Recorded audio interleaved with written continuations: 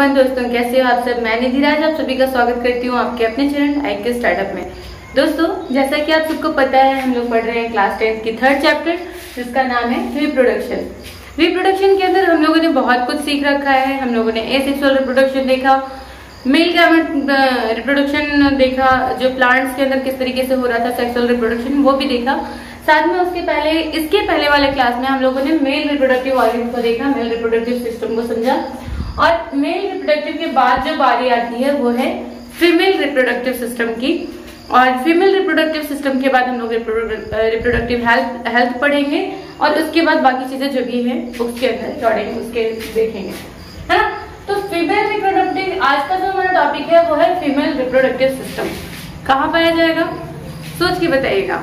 Simple सी बात है, जब फीमेल रिप्रोडक्टिव सिस्टम है तो नॉर्मल सी बात है, ये कहाँ पाया जाएगा, फीमेल्स के अंदर। और ह्यूमन के अंदर फीमेल कौन होती हैं, यानी कि गर्ल्स। तो दोस्तों, आज की क्लास में हम यही समझेंगे कि फीमेल रिप्रोडक्टिव ऑर्गन का जो स्ट्रक्चर है वो कैसा है, किस तरीके से काम करता है, कौन कौन से हार्मोन्स इसमें भाग लेते हैं और कहाँ से ये हार्मोन्स आते हैं, ये सारी जानकारियां इकट्ठा करेंगे हम आज के क्लास में। स्टार्ट करने से पहले मेरी आप सभी से रिक्वेस्ट है कि यदि आप हमारे चैनल पर नए हैं तो चैनल को सब्सक्राइब कर लें तथा साथ ही बेल आइकन को भी दबा दें, ताकि आपको हर वीडियो की नोटिफिकेशन लगातार मिलती रहे। साथ ही आप हमें फेसबुक पेज, इंस्टाग्राम और टेलीग्राम चैनल पे भी फॉलो कर सकते हैं। तो दोस्तों, जैसा कि मैंने अभी भी आपको बताया कि आज की क्लास में हम पढ़ने वाले हैं female reproductive system. Female reproductive system, फिर से सिस्टम आ गया। सिस्टम यानी कि इसके अंदर बहुत सारे ऑर्गन्स मिलके काम करेंगे। तो कौन कौन से ऑर्गन्स है, सबसे पहले हम उनको देख लेते हैं। तो सबसे पहला जो हमारा ऑर्गन है वो है यूट्रस, फिर दूसरा जो है ओवरी, तीसरा फॉलोपियन ट्यूब, चौथा सर्विक्स और पांचवा वेजाइना। ये 5 तरीके के जो ऑर्गन्स हैं, इन सभी से मिलके, और इसके साथ साथ और भी कई चीजें हैं जो कि एक्सटर्नल रूप में काम करती हैं। तो इन सभी से मिलके एक सिस्टम बनता है जिसको हम रिप्रोडक्टिव सिस्टम के रूप में देखते हैं इन फीमेल। देखिए, सारे जितने भी सिस्टम हैं हमारी बॉडी के अंदर जो काम करते हैं, वो चाहे तो मेल हो या फीमेल हो, सबके अंदर सेम होता है। लाइक रेस्पिरेटरी सिस्टम हो या फिर सर्कुलेटरी सिस्टम हो, या फिर जो भी सिस्टम हमारे बॉडी के अंदर काम करता है वो मेल हो या फीमेल हो, सब में एक जैसा होता है। लेकिन रिप्रोडक्टिव सिस्टम जो है, रिप्रोडक्टिव सिस्टम जो है, ये मेल्स के अंदर अलग टाइप के होते हैं और फीमेल्स के अंदर अलग टाइप के होते हैं। तो ये सारी चीजें मैंने पिछले क्लास में भी आपको डिस्कस की हैं। तो ये तो आपको समझ में आ गया कि ये हम क्या पढ़ने वाले हैं, सिस्टम के बारे में। और इसमें जो ऑर्गन्स हैं वो कौन कौन से हैं, यूट्रस है, ओवरी है, फैलोपियन ट्यूब जिसको ओविडक्ट के नाम से भी जानते हैं वो है, सर्विक्स है और वेजाइना है। अब इसमें हम अलग अलग का काम देखेंगे कि क्या है। ये आपका structure of female reproductive system, structure of female reproductive system. अब देखिए यहाँ पे क्या है, सबसे पहले हम यहाँ समझेंगे कि कौन कहाँ पे होता है। यूट्रस, ये पूरे खाली थैली जो दिख रही है आपको, ये पूरा जो थैली नुमा स्ट्रक्चर दिख रहा है, इसको हम यूट्रस कहते हैं। ठीक है, ये थैली नुमा स्ट्रक्चर जो है वही बच्चे के जाइगोट बनने से लेके उसके पूरे प्रिपेयर होने तक, यानी कि जब तक वो पूरे 9 महीने का ना हो जाता है, यानी कि पूरी उसकी बॉडी के हर एक ऑर्गन जो है डेवलप नहीं हो जाता, तब तक वो इसी के अंदर होता है। ये जो स्ट्रक्चर दिख रहा है आपको, ये थैलीनुमा स्ट्रक्चर, इसी के अंदर वो प्रेजेंट होता है। ठीक है, उसके बाद जो आपका आता है ओवरी। ओवरी ये सबसे जरूरी चीजें हैं, अगर ये नहीं होंगी तो कभी भी जाइगोट बनेगा ही नहीं। जिस तरीके से मैंने मेल रिप्रोडक्टिव ऑर्गन के अंदर क्या बताया था, स्पर्म,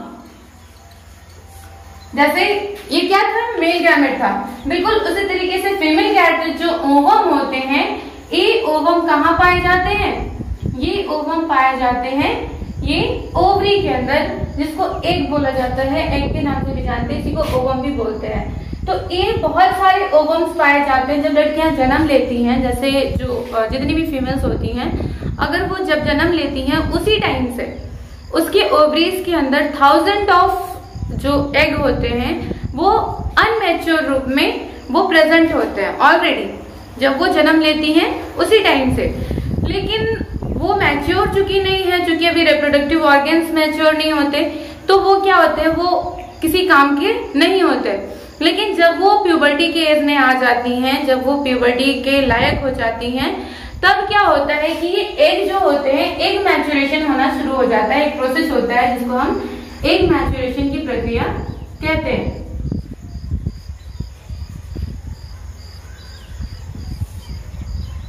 ठीक है, इसमें एक मैच्योरेशन की प्रक्रिया शुरू होती है और इसी समय एग जो है वो एक ग्लैंड की तरह भी काम करता है। यही ओवरी एक ग्लैंड की तरह काम करता है और ये एस्ट्रोजन और प्रोजेस्टेरोन नामक 2 हार्मोन्स रिलीज करता है। जैसे वहां पे था ना, टेस्टिस से निकलने वाला जो टेस्टोस्टेरोन था वो क्या कर रहा था, प्यूबर्टी के एज में जब बच्चों में जो परिवर्तन आ रहे थे, जो लड़कों में परिवर्तन आ रहे थे, उसको वो कंट्रोल कर रहा था। बिल्कुल उसी तरीके से जो गर्ल्स के अंदर जो चेंजेस आते हैं, लाइक ब्रेस्ट का बढ़ जाना या फिर और भी जो जितने भी परिवर्तन होते हैं, मेंस्ट्रुअल साइकिल को आना, इन सभी को कंट्रोल करने का काम कौन करता है, वो एस्ट्रोजन और प्रोजेस्टेरोन करता है।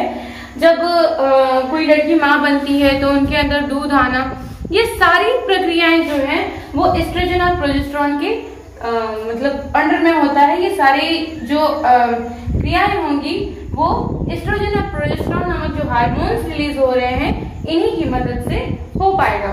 ठीक है, अब देखिए ये ओवरीज के ओवरी क्या है, कैसे काम करता है, ये समझ लिया हमने।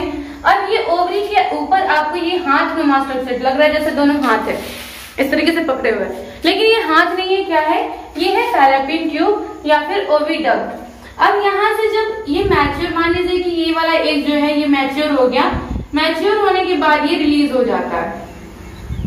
हर मंथ में एक अंडा इधर से निकला तो दूसरे मंथ में अंडा इधर से निकलेगा, यानी कि एग जो एग्जैक्ट करते हैं, यहाँ से इजेक्ट करते हैं ओवरी से, तो पहले मंथ में अगर मान लीजिए कि नवंबर के महीने में यहाँ से इजेक्ट किया तो दिसंबर के महीने में यहाँ से इजेक्ट करता है।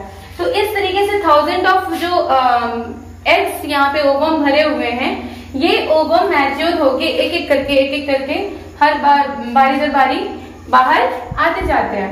ठीक है, और ये एग फिर यहाँ से फैलोपियन ट्यूब उसको कंजर्व करता है, उसको कैच करता है, और कैच करने के बाद इसी माध्यम से यहाँ पे आके ये रुक जाता है। ये जो एग है ये यहाँ पे आके वेट करेगा, किसका वेट करेगा, स्पर्म का। यही फैलोपियन ट्यूब के जो मार्ग है, यहाँ पे जो रास्ता है, ठीक यहीं पे ये क्या करता है, ये आके और स्पर्म का वेट करता है। स्पर्म अगर मिला तो फर्टिलाइजेशन की क्रिया होगी, और अगर नहीं मिला तब क्या होगा, वही सेम क्वेश्चन यहाँ पे मैंने लिखा है कि what happen when the egg is not fertilized. अगर एग फर्टिलाइजेशन की क्रिया नहीं होती है तब क्या होगा, तब क्या होगा कि इस एग को, जैसे देखिए यहाँ पे और क्या होता है कि यूट्रस जो क्या करता है कि जब तक एग मैच्योरेशन हो रहा है तब तक क्या करता है, हर महीने वो क्या करता है कि उस एग को भोजन देने के लिए, जैसे जब हम पढ़ा रहे थे एंजियोस्पर्म, यानी कि प्लांट्स के अंदर जैसे सीड जो होता है वो क्या करता है, उस जाइगोट को सुरक्षित रखने के लिए कुछ कवच बनाता है ना, जिसके अंदर उसका भोजन होता है। बिल्कुल उसी तरीके से इस एग को खाना पहुंचे, सही मात्रा में पोषण मिले, न्यूट्रिएंट्स मिलता रहे, उसके लिए एक वॉल बनाता है, मैस्कुलर वॉल बनाता है। ये जो रेड वाला इलाका मैंने दिखाया है, ये यहाँ पे मैस्कुलर वॉल बनाता है, जो कि हमारे ब्लड से भरा हुआ होता है। इसके अंदर काफी न्यूट्रिएंट्स भरे होते हैं, और इन्हीं न्यूट्रिएंट्स की मदद से अगर ये फर्टिलाइज होगा तब इसको पोषण मिलेगा, इसको न्यूट्रिएंट्स मिल पाएंगे, उपलब्ध हो पाएंगे। लेकिन अगर ये यहाँ पे फर्टिलाइज नहीं होता तब क्या होता है कि हर मंथ में, अब चूंकि मंथ में एक ही मतलब 28 दिन का चक्र होता है, 28 डेज का चक्र होता है ये, और इसी साइकिल के अंदर क्या होता है कि 28 डेज में ये सारी फर्टिलाइजेशन की क्रिया होती है। मतलब कि एग का ओव्यूलेशन होगा, फिर इसका कैचिंग होगा, यहाँ पे वेट करना होगा, फिर इसके बाद वेट करते करते अगर नहीं मिला तो फिर इसको टूटना होगा, ये सारी चीजें होंगी। तो यहाँ से ये क्या होता है कि जब इसको फर्टिलाइजेशन नहीं हुआ, जब एक फर्टिलाइजेशन नहीं हुआ, तब ये क्या होता है, ये जितने भी मस्कुलर वॉल हैं ये टूट के क्या होते हैं, इजेक्ट हो जाते हैं, बॉडी से बाहर निकल जाते हैं। और फिर से जब ये ओवम से, यहाँ से ओवम निकला, उसका नहीं हुआ, तो फिर दूसरे मंथ में क्या होगा, 28वें दिन के बाद फिर से यहाँ से स्टार्ट होगा निकलना, और फिर यहाँ से फिर वही प्रक्रिया होगी। फिर से हमारा जो यूट्रस है वो मैस्कुलर वॉल बनाएगा। फिर क्या होगा कि फिर अगर मिल गया तो ठीक है, नहीं मिला तो फिर से वही होगा, है ना। तो ये सारी प्रक्रियाएं लगातार होती रहती हैं। यूट्रस का काम हो गया, ओवरी का काम जान गए। ये है सर्विक्स, ये जो एरिया आपको दिख रहा है बहुत छोटा है, एकदम इतना छोटा होता है ना सरसों का दाना।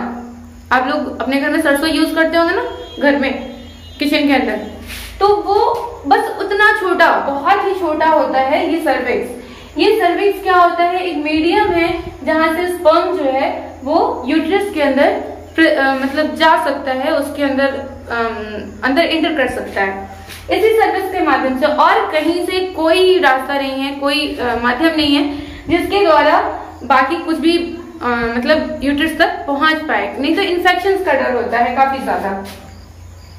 ये वेगेना है, वेगेना वो माध्यम है जहां से मतलब स्पर्म जो है जहां पे इजैकुलेट होते हैं उसको हम वेगेना बोलते हैं। ठीक है, तो ये पूरा स्ट्रक्चर आई थिंक आप लोगों को समझ में आ चुका होगा। ये काफी मोटा मैस्कुलर वॉल होता है, जिस तरीके से हमारा कार्डियक मसल से हार्ट बनता है ना, बिल्कुल उसी तरीके से काफी मजबूत मसल से ये बने होते हैं जो मैस्कुलर वॉल होते हैं इसके। और बाकी चीज तो होगी। और ये क्वेश्चन का आंसर भी मैंने बता दिया कि क्या होता है जब एग फर्टिलाइज नहीं होता, तो क्या होता है। तो मिल गया कि इसके अगर ये एग फर्टिलाइज नहीं होगा तब क्या होगा, अगर एग फर्टिलाइज होता है तब क्या होगा कि जब एग फर्टिलाइज हो जाएगा तब यहाँ से ये जो एग है वो क्या होगा कि यहीं पे फर्टिलाइजेशन की क्रिया होगी, स्पर्म आके यहाँ पे इससे मिलेगा, फर्टिलाइजेशन होगी और फर्टिलाइजेशन होने के बाद ये यहाँ तक पहुंचेगा। यहाँ पर पहुंचने के बाद क्या होगा कि ये प्लासेंटा से जुड़ जाता है इस वॉल से। मैंने अभी भी बताया कि ये वॉल किस लिए बनाया जाता है, ताकि उसको न्यूट्रिएंट्स मिल सके, है ना। जो एम्ब्रियो बन रहा है, जो जाइगोट बन रहा है, उस जाइगोट को क्या मिल सके, न्यूट्रिएंट्स मिल सके। तो न्यूट्रिएंट्स मिलने के लिए इससे जुड़ना जरूरी है, और जुड़ने के लिए प्लासेंटा नामक एक ऑर्गन से ये जुड़ जाते हैं। यहाँ पे प्लासेंटा पाए जाते हैं, क्या नाम है इनका, प्लासेंटा। इस प्लासेंटा से ये जुड़ जाते हैं। प्लासेंटा से जुड़ने के बाद क्या होता है कि फिर ये जो फर्टिलाइज्ड एग है वो क्या बन गया, जाइगोट के रूप में बदल गया। ठीक है, फिर ये जाइगोट के रूप में चेंज हो जाते हैं, और यही जाइगोट सेल डिवीजन करके थोड़ा बड़ा होता है, टिश्यू का निर्माण करता है, और फिर ये एम्ब्रियो का निर्माण करता है। यही एम्ब्रियो और सेल डिवीजन करते हैं, और 9th मंथ के बाद यानी कि 9वें महीने के बाद फिर वो एक बच्चा बन जाता है, बच्चे का रूप ले लेता है, और वो बच्चा फिर 9 महीने बाद जो है वो दुनिया में आता है एज अ ह्यूमन बीइंग बनके, है ना। तो ये पूरी प्रक्रिया चलती रहती है। अगर देखिए सबसे पहले क्यों जरूरी है भाई ये सब, रिप्रोडक्शन क्यों जरूरी है, क्या जरूरत है भाई ये सब करने की, तो ये सब जरूरत इसलिए है, मैंने पहले अगर रिप्रोडक्शन की वीडियो अगर नहीं देखी है आपने, तो रिप्रोडक्शन की जरूरत को समझने के लिए आप रिप्रोडक्शन चैप्टर का जो पहला वीडियो है वो जरूर देखिएगा कि what is the importance of reproduction. अगर ये जरूरी नहीं होता, अगर ये इतना इम्पोर्टेंट नहीं होता, तो कभी ये सब हम लोग करते ही नहीं, ये सब होता ही नहीं, है ना। आज अगर इसकी पढ़ाई हम कर रहे हैं, अगर ये हमारे सिलेबस के अंदर पढ़ना है, तो कहीं ना कहीं इसकी इम्पोर्टेंस जो है वो हमारे लाइफ के अंदर बहुत काफी है, बहुत ज्यादा है, और इसीलिए इसको आपके सिलेबस के अंदर दिया गया है, ताकि वो आप इसके हेल्थ को समझ सकें, आप इसकी क्या क्या जरूरत है उनको समझ सकें। अब नेक्स्ट क्लास में मैं आपको मेंस्ट्रुअल साइकिल समझाना चाहूंगी कि ये किस तरीके से होता है, साइकिल क्या होता है, कितने दिन बाद होता है, कितने दिन पहले, कब एग रिलीज होता है, कब यहाँ पे वो आके वेट करता है, कितने दिन वेट करता है, कब क्या होता है, ये सारी चीजें हम देखेंगे नेक्स्ट क्लास में। तो नेक्स्ट क्लास में हम लोग पढ़ रहे वाले हैं मेंस्ट्रुअल साइकिल, काफी इंटरेस्टिंग चैप्टर है, और गर्ल्स लोग के लिए तो बहुत ही ज्यादा इंपॉर्टेंट चैप्टर है, क्योंकि देखिए हेल्थ के अंदर जब हम सेक्सुअल हेल्थ की बात करते हैं, तो सेक्सुअल हेल्थ में आपको मेंस्ट्रुअल साइकिल का ध्यान रखना काफी ज्यादा जरूरी होता है।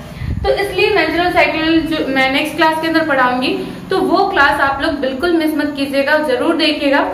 तो आज की क्लास में बस इतना ही। आई थिंक सारी चीजें क्लियर कर चुकी हूँ मैं। अगर फिर भी आपके मन में कोई भी डाउट रह जाता है, तो आप कमेंट बॉक्स में हमसे कमेंट करके जरूर क्वेश्चन पूछिएगा। मैं आपके लिए हमेशा अवेलेबल हूँ 24/7, ताकि आप लोगों का हर पल आपका भला कर सकूं, और जितनी नॉलेज मेरे पास है मैं आप तक ट्रांसफर कर सकूं। तो अगर हमारी वीडियोस आप लोगों को पसंद आ रही है, तो वीडियो को लाइक कीजिए, साथ ही अगर चैनल पे नए हैं तो चैनल को सब्सक्राइब भी कर लीजिएगा और अपने दोस्तों के साथ शेयर करना तो बिल्कुल मत भूलिएगा, क्योंकि जब तक आप दोस्तों के साथ शेयर नहीं करेंगे तब तक इस नॉलेजेबल वीडियो को बनाने का कोई मतलब नहीं है। और इसका सेंस मेरा इतना ही है ताकि हर किसी के पास जो सेक्सुअल हेल्थ से जुड़ी हुई जितनी भी बातें हैं, काफी सारे स्कूल्स के अंदर इस चैप्टर को पढ़ाया ही नहीं जाता, पता नहीं क्या दिक्कत होती है। लेकिन अगर आपको कहीं से मौका मिल रहा है तो आप जरूर पढ़ें, इसको जानना बेहद जरूरी है हमारी, क्योंकि ये जीवन से जुड़ी हुई बातें हैं और जीवन से जुड़ी हुई बातों पे ही अगर हम बात नहीं करेंगे तो और किस चीज पे बात करेंगे। तो मिलते हैं नेक्स्ट वीडियो में। वीडियो को लाइक कीजिए, शेयर कीजिए और यूं ही फैलाते रहिए।